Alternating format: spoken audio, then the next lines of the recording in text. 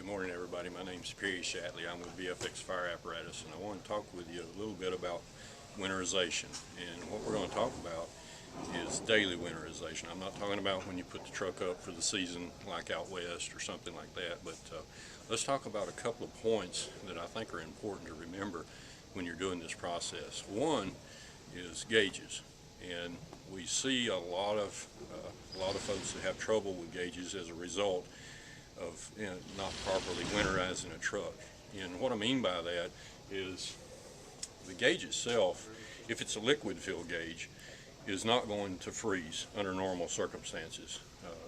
The engineers tell me that the glycerin inside these gauges will go down to 47 below zero. So that's not going to be an issue most of the time when we're talking about daily winterization. So what we've got to do is think about what's causing this problem. And in most cases, it's going to be the line that comes from the pump to the gauge that fills up with water, and that's where the pressure comes from. And to properly drain that is what I want to show you on this particular truck.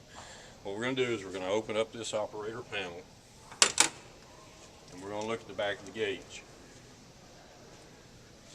We've got a Petcock here, and that's there to completely void the water out of the line, these lines that come from the pump. All you're going to have to do is simply turn this to open it up and let that drain out. Now, when you're doing winterization, and let's just say you've already pulled your master drain and it's drained the water out, and then you come up here and you open this up, you're going to be amazed at how much more water comes out of the system when you actually give it a vent. That's what you're doing.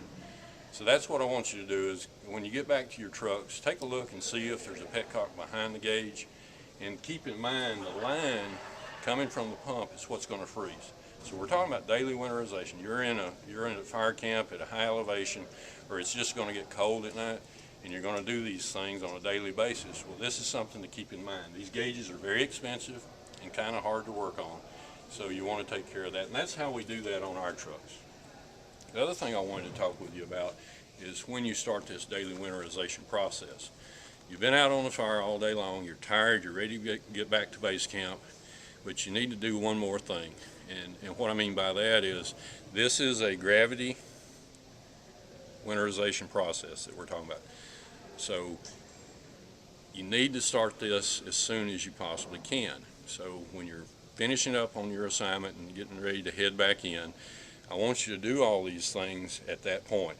And the reason for that, it simply gives gravity and the movement of this truck more opportunities to remove that water out of the system.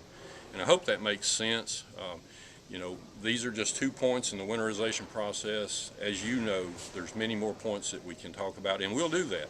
And I hope you found this a little bit informative or educational, and I appreciate your time.